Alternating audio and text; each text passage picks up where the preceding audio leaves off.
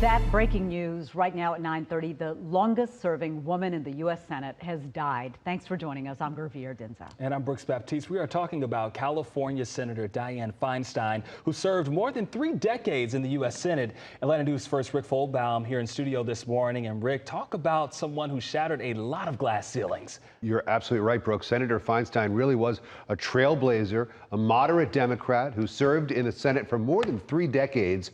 And she held a number of very important and powerful positions during her time in office, with leadership jobs in the Senate Judiciary Committee and the Senate Intelligence Committee and so many others. She was first elected to the U.S. Senate in 1992, fighting for what she called sensible gun laws. That was her initial platform.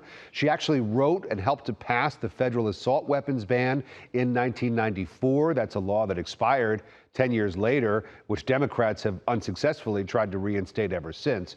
Senator Feinstein was also a champion of LGBTQ+ rights and the legalization of same-sex marriage. And she helped establish the nationwide Amber Alert network, which of course alerts the public when a child goes missing. So a long list of accomplishments. Feinstein has had recent health problems that have kept her from Washington, leading many, including some members of her own party, her fellow Democrats, to call for her to step down. She resisted those calls. Others felt that she had earned the right to go out on her own terms, having served for as long as she did.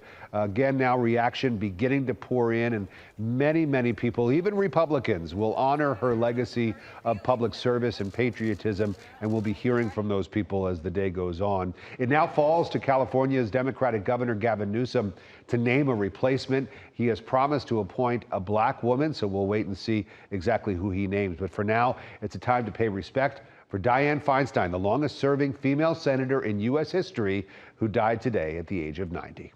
Leaving behind a legacy for sure. She absolutely is. Rick, thank you so much for that.